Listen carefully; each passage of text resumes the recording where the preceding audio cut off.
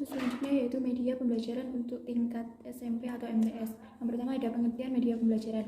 Kata media berasal dari bahasa Latin dan bentuk jamak dari kata medium yang secara harfiah berarti perantara atau pengantar. Nah, dalam dunia pendidikan, media diartikan sebagai komponen sumber belajar atau wahana fisik yang mengandung materi instruksional di lingkungan siswa yang dapat merangsang siswa tersebut untuk belajar.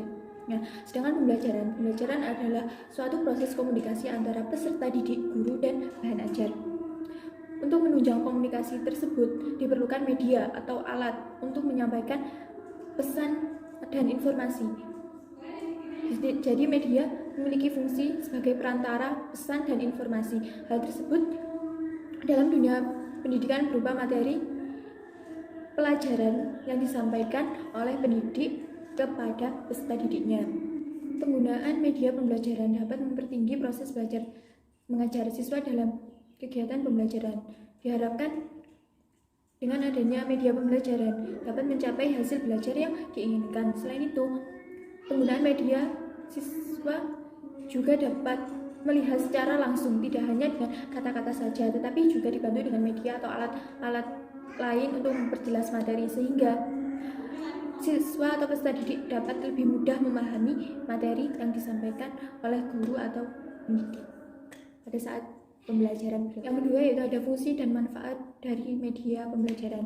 Fungsi dan manfaat dari media pembelajaran yang pertama ada media pembelajaran dapat memperjelas penyajian pesan dan informasi kepada peserta didik sehingga dapat memperlancar dan meningkatkan proses hasil belajar.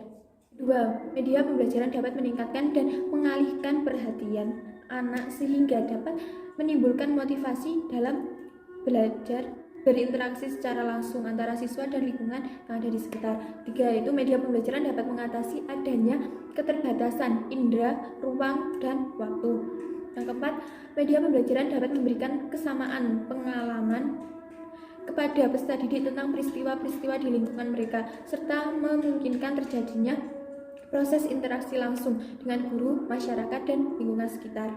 Yang ketiga ada macam-macam media pembelajaran. Menurut Rudi dalam karya tulis skripsi Eli Maulidar, media pembelajaran dibagi berdasarkan indera yang terlibat. Yang pertama ada media berbasis audio. Nah, media ini melibatkan indera pendengaran dan hanya mampu memanipulasi kemampuan suara saja. Nah, media audio dapat menerima pesan verbal dan non-verbal. Pesan verbal yakni bahasa lisan atau kata-kata, dan pesan non-audio yaitu bunyi dan vokalisasi seperti musik, radio, dan lain sebagainya. Yang kedua ada media berbasis visual.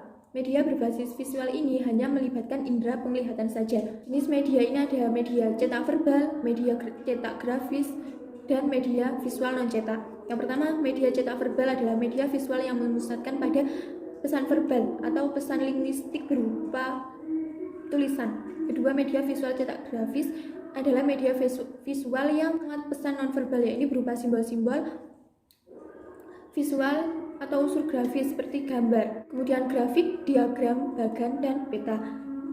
Dan ketiga, media visual non-cetak adalah media visual yang memiliki 3 dimensi seperti model, contohnya itu miniatur, kan itu berbentuk. Yang ketiga ada media berbasis audiovisual. Media berbasis audiovisual yaitu media yang melibatkan indera pendengaran dengan indera penglihatan. Pesan yang dapat disalurkan melalui media yang berupa pesan verbal dan non-verbal yang terdengar layaknya media visual, juga media verbal yang terdengar layaknya media visual di atas. Pesan visual yang terdengar dan terlihat itu dapat disajikan melalui audio visual seperti film dokumenter, film drama, dan lain sebagainya. Ya, media pembelajaran yang telah disebutkan di atas dapat diaplikasikan atau diterapkan pada pembelajaran sejarah kebudayaan Islam pada tingkat SMP atau MTS, bertujuan agar siswa tidak mudah bosan dengan metode-metode yang digunakan seperti biasa. Jadi guru lebih berinovasi dengan memanfaatkan media-media yang ada di sekitar untuk meningkatkan pemahaman siswa dan juga hasil belajar.